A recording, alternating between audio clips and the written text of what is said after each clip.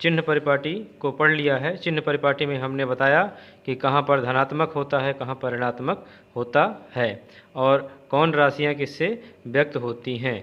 जैसे कि हमने बताया था कि अगर बिंब से दूरी व्यक्त करनी है तो u से रहेगा, और प्रतिबिंब की दूरी अगर व्यक्त करनी है तो v से रहेगा, और फोकस दूरी व्यक्त करनी है तो f से रहेगा। और u v f जो होता है इसमें कौन सा धनात्मक होता है, कौन सा ऋणात्मक होता है, किस दर्पण में कौन सा धनात्मक होता है और कौन सा ऋणात्मक होता है, इसको हमने अच्छे से बताया।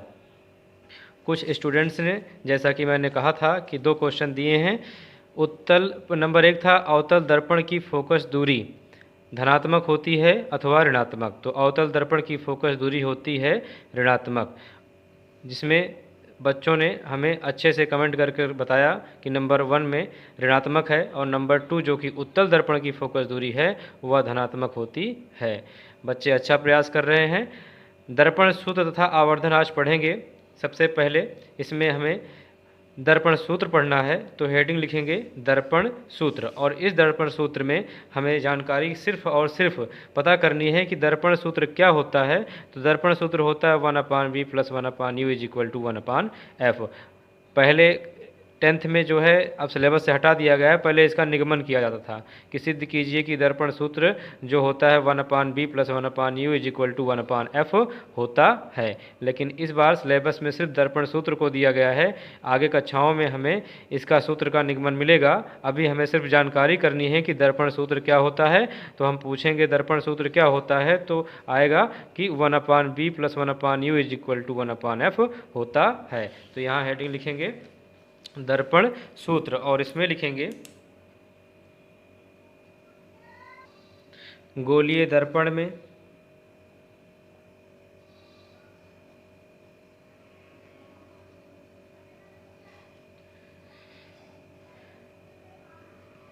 ध्रुव से बिंब की दूरी, जिसे क्या कहते हैं, बिंब दूरी EU कहते हैं। इसके बाद दर्पण के ध्रुव से प्रतिबिंब की दूरी,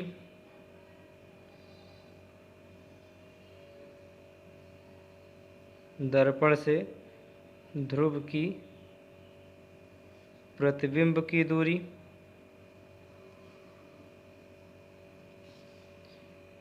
इसे व्यक्त करते हैं v कहलाती है। स्मॉल u रहेगा और स्मॉल v कहते हैं।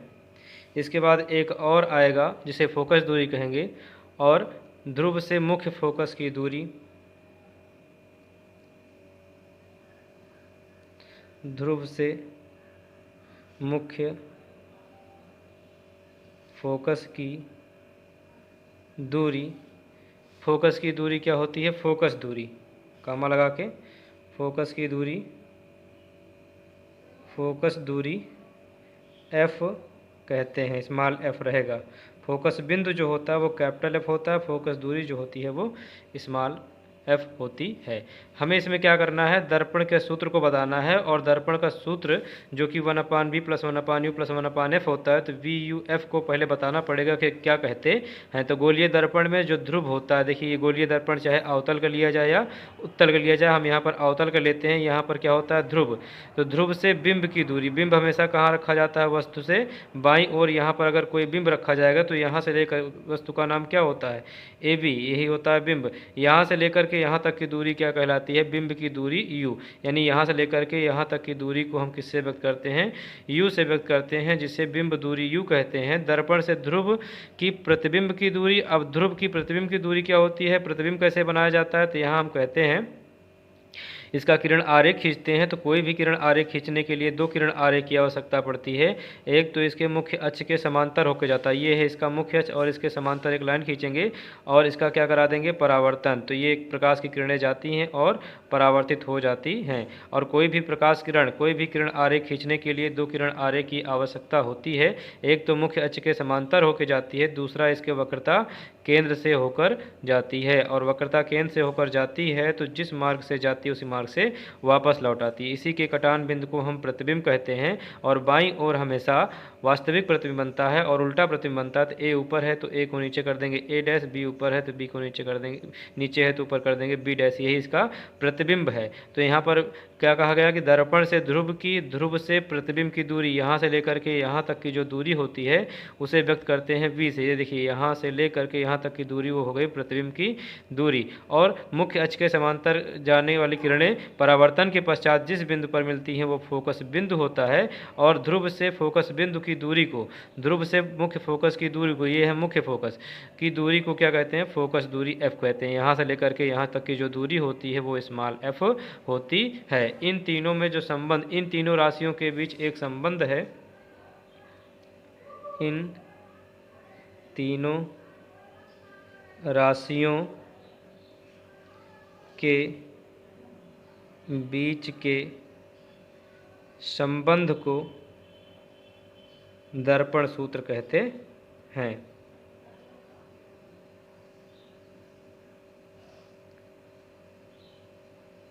तो इस तरीके से दर्पण सूत्र कहते हैं।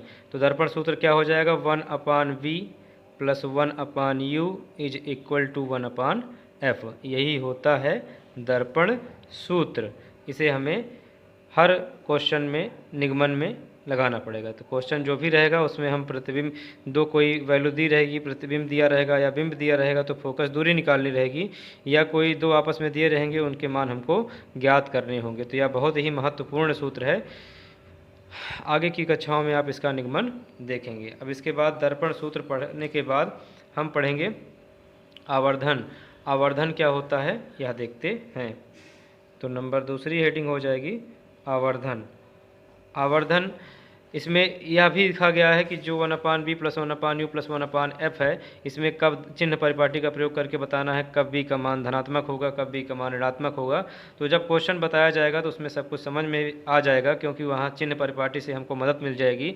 हमको कुछ थोड़ा बहुत पता चल चुका है कि अवतल दर्पण जो होता है उसमें सभी मान ऋणात्मक लिए जाते हैं। उत्तल दर्पण में जो होता है फोकस दूरी धनात्मक होती है, बाकी और सभी मान जो होते हैं वो लगभग ऋणात्मक ही पाए जाते हैं। जैसे कि वस्तु की दूरी हो गई और प्रतिबिंब की दूरी भी धनात्मक हो जाती है। अगर वास्तविक प्रतिबिंब बनाता है तो ऋणात्मक हो जाती है, और आभासी प्रतिबिंब बनाता है तो यहाँ पर धनात्मक हो जाती है, जैसा कि चिन्ह परिपाटी में बताया गया है। तो अगली नेक्स्ट हेडिंग है आवर्धन। गोलीय दर्पण द्वारा उत्पन्न आवर्धन। आवर्धन का मतलब है बड़ा होना। कोई वस्तु अगर इतनी बड़ी है, जैसे कि यहाँ से यहाँ लेकर यह 10 सेंटीमीटर है, तो इसका भाग 2 गुना, 4 गुना, 5 गुना बढ़ जाए तो वही क्या कहलाता है, आवर्धन कहलाता है। यानी कि गुने में बढ़ना। अगर ये 10 है तो इसका 2 गुना कितना हो जाएगा, इसका 2 गुना हो जाएगा 20। 10 है तो 3 गुना कितना हो जाएगा, 30। तो यही जो गुना बढ़ता है वही क्या कहलाता है, इसका आवर्धन कहलाता है। तो यहाँ पर हमें आवर्धन प्राप्त करना है तो लिखेंगे यदि h बिंब की ऊंचाई, बिंब जानते हैं ना, जैसे कि कोई अवतल दर्पण बनाया जाए। ये देखिए अवतल दर्पण किसे कहते हैं, गोलीय दर्पण के दबे हुए भाग को अवतल दर्पण कहते हैं, तथा उभरे हुए भाग में पॉलिश लगी होती है या पॉलिश की जाती है। बीचों बीच में जो होता है उसे ध्रुव कहते हैं। और मुख्य अक्ष के समांतर आने वाली प्रकाश की किरणें सबसे पहले वस्तु को बाईं ओर रख करके यहाँ पर हम एक फिगर बना लेते हैं, जिससे हमें समझ में आ जाएगा कि क्या है। देखिए ये है वस्तु, जिसे कहते हैं क्या, बिंब। ये इतना क्या है, बिंब है। और यहाँ से चलने वाली प्रकाश की समांतर किरणें दर्पण पर परावर्तन के पश्चात फोकस बिंदु F पर मिलती हैं। जो भी बिंदु होता है वो मुख्य फोकस कहलाता है F। कोई भी किरण आरेख खींचने के लिए दो किरण आरेख की आवश्यकता होती है। एक मुख्य अक्ष के समांतर होकर जाती है, दूसरी इसके वक्रता केंद्र से होकर जाती है। और जब वक्रता केंद्र से होकर जाती है तो जिस मार्ग से जाती है उसी मार्ग से वापस लौट आती है। देखिए जिस मार्ग से जा रही है उसी मार्ग से वापस लौट आ रही है। जो कहाँ पर प्रतिच्छेद बिंदु मिला है, देखिए जहाँ पर कट जाता है उसे प्रतिच्छेद बिंदु कहते हैं। वहीं पर हम लाइन खींच लेते हैं और बताते हैं यहाँ पर प्रतिबिंब बना हुआ है। तो ए का उल्टा प्रतिबिंब ए डैश, बी का उल्टा प्रतिबिंब हो जाएगा बी डैश। और इसके बाद यहाँ पर भी तीर का निशान लगाएंगे और अब इसको हम समझेंगे। देखिए यह है वस्तु यानी कि बिंब, और यहाँ से यहाँ से लेकर यहाँ तक बिंब की दूरी होती है। अगर हम बिंब यानी वस्तु ही देखें, जैसे कि पटरी लेकर के इसको मापे यहाँ से लेकर यहाँ तक, तो ये बिंब की ऊंचाई हो जाएगी। ये पूरा क्या है, बिंब कोई वस्तु है, ये पूरा क्या है, कोई वस्तु है। जैसे कि इस पेन को रखा जाए तो ये क्या है, कोई वस्तु है। और यहाँ पर अगर कोई दर्पण रखा जाए तो ये वस्तु है, ये दर्पण है, तो ये दर्पण से वस्तु की दूरी हो जाएगी, जिसे यू से व्यक्त करेंगे। लेकिन अगर कहा जाए वस्तु की ऊंचाई कितनी है, तो यहाँ से लेकर यहाँ तक इसको क्या करना पड़ेगा, मापना पड़ेगा। तो यहाँ पर जो वस्तु की ऊंचाई होती है उसे एच कहते हैं, पूरे वस्तु को क्या कहते हैं, बिंब कहते हैं।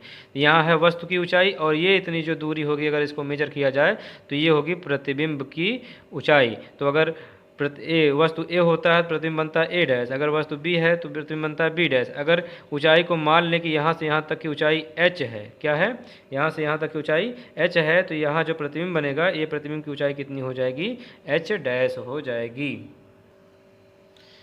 तो यहाँ पर हम देखेंगे कि यहाँ पर है बिंब की ऊंचाई, यहाँ पर है प्रतिबिंब की ऊंचाई। इसी के आधार पर हमें आवर्धन को परिभाषित करना है। देखिए इसमें लिखा हुआ है कि यदि बिंब की ऊंचाई h हो तथा h डैश प्रतिबिंब की ऊंचाई हो तो गोलीय दर्पण द्वारा उत्पन्न आवर्धन क्या होगा। लिखेंगे यदि बिंब की ऊंचाई h हो तथा प्रतिबिंब की ऊंचाई एच डैश हो तो दर्पण का या गोलीय दर्पण का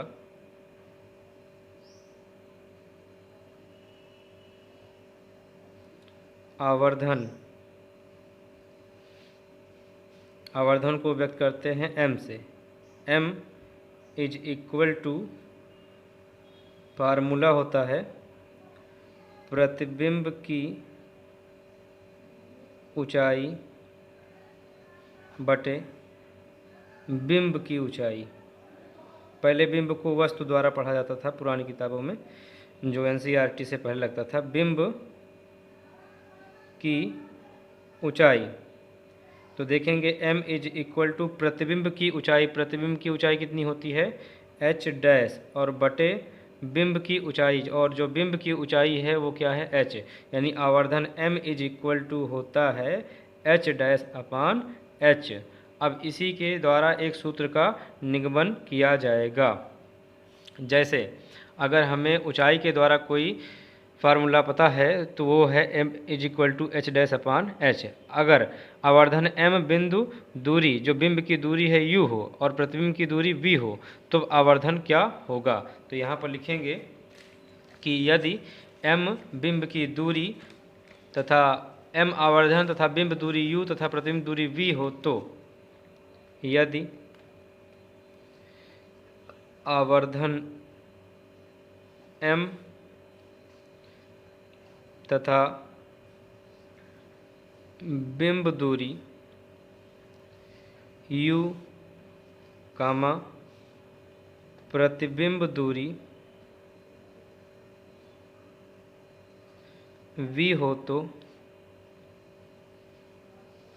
आवर्धन क्या हो जाएगा, तब आवर्धन होगा, जैसा कि हम जानते हैं m बराबर h डैश अपान h होता है। जानते हैं कि नहीं, अभी अभी हमें जानकारी मिली कि m बराबर h डैश अपान h होता है। अब हमें ये पता करना है कि h डैश मिला कहाँ से, h डैश मिला कहाँ से। तो हम कहेंगे h डैश यहाँ से मिला, इस बिंदु पर मिला। अगर हम दर्पण की बात करें तो यहाँ h डैश जो है इसी बिंदु से मिला है, तो यहाँ से लेकर यहाँ तक की दूरी क्या होती है, प्रतिबिंब की दूरी, जिसे व्यक्त करते हैं v से। तो यहाँ पर h डैश के स्थान पर हो जाएगा v, h डैश के स्थान पर क्या हो जाएगा, v। अब h कहाँ से लिया गया है यह भी देखना पड़ेगा। तो h जो लिया गया है ये बिंब से लिया गया है और बिंब को व्यक्त करते हैं u से। तो यहाँ पर बिंब के स्थान पर जहाँ h लिखा हुआ है वहाँ पर बिंब को जिससे व्यक्त करते हैं उससे लिख देंगे। और एक बात हमेशा ध्यान रखनी है कि वस्तु हमेशा बाईं ओर रखी जाती है, और बाईं ओर रखने का मतलब है कि जो प्रतिबिंब बनेगा चिन्ह परिपाटी के आधार पर उसका मान क्या रहेगा, ऋणात्मक रहेगा, अर्थात u के स्थान पर -u लिखा जाएगा, जिसको हम यहाँ पर लिख देंगे। तो अब आपके पास दो फार्मूले हैं, या तो m बराबर h डैश अपान h है, या m इज इक्वल टू कितना है माइनस v अपान u। यानी कि इस सूत्र का प्रयोग कब करना है आवर्धन ज्ञात करने के लिए, जब क्वेश्चन में प्रतिबिंब तथा बिंब की बात करी रहे। m बराबर h डैश अपान h कब लगाना है, जब क्वेश्चन में बिंब की ऊंचाई यानी कि साइज भी कह सकते हैं, बिंब की प्रतिबिंब की ऊंचाई और बिंब की ऊंचाई की बात करी रहे। तो ये डिपेंड करता है h डैश अपान h का मान दिया गया है कि v अपान u का मान दिया गया है। अगर v अपान u का मान दिया गया है तो हम लगाएंगे m is equal to minus v upon u. अगर h डैश अपान h में दोनों के मान दिए गए तो m is equal to h dash upon h ही लगाएंगे। जैसा कि आप देखेंगे इसमें एक उदाहरण है, इस उदाहरण का सलूशन अभी नहीं बताएंगे, अभी हम समझेंगे कि इसमें से कैसे कौन से मान लिए जाते हैं। जब सलूशन आएगा तो वहाँ से हम कैलकुलेशन को बाद में बताएंगे। सबसे पहले हमको ये समझना पड़ेगा कि r is equal to plus 3.00 u is equal to कैसे क्या लिया जाता है। किसी ऑटोमोबाइल के पीछे दृश्य देखने के लिए उपयोग होने वाले उत्तल दर्पण, देखिए एक यहाँ पर हिंट दिया गया है कैसा दर्पण है, उत्तल दर्पण है की वक्रता त्रिज्या, तो उत्तल दर्पण की वक्रता त्रिज्या हमेशा धनात्मक होती है, जिसे r से व्यक्त करते हैं, r बराबर 3.00 मीटर है। यदि एक बॉक्स दर्पण से यानी उत्तल दर्पण वाला है, दर्पण से 5 मीटर की दूरी पर रखा गया है, तो बॉक्स का मतलब क्या रखा गया, इस यदि एक बस इस दर्पण से, एक बस यहाँ पर क्या है बिंब है यानी कि वस्तु है, जो भी वस्तु रहेगी वह बिंब रहेगी। तो यहाँ से जो दर्पण से दूरी दी गई है वो 5.00 है। तो बिंब दूरी यहाँ पर हमें तीन चीज़ों का पता होना चाहिए, एक बिंब दूरी, प्रतिबिंब दूरी और फोकस दूरी। तीनों चीज़ें पता रहे तो हम दर्पण सूत्र लगाते हैं। तो अभी पढ़ते चले जाते हैं। जो दूरी होती है उसे u से व्यक्त करते हैं और u हमेशा ऋणात्मक ही होता है। तो यहाँ पर प्रतिबिंब की स्थिति ज्ञात करो, तो प्रतिबिंब दूरी b is equal to question mark, इसकी प्रकृति बताओ, यानी कि या वास्तविक व उल्टा बनेगा कि आभासी सीधा बनेगा। तो जब मान माइनस में आएगा बिंब का तो वो वास्तविक और उल्टा बनेगा, अगर प्लस में आता हल करते हुए तो वह आभासी और सीधा प्रतिबिंब बनता है। साइज यानी कि उसकी ऊंचाई, ये देखिए प्रतिबिंब की ऊंचाई h डैश ज्ञात करनी है, प्रतिबिंब की स्थिति, प्रतिबिंब की प्रकृति और प्रतिबिंब की साइज यानी कि h डैश। तो फोकस दूरी हमने पढ़ा था r is equal to 2f और f is equal to r upon 2 हो जाएगा। तो r को जो है r का मान रख करके इसको सॉल्व कर लेंगे।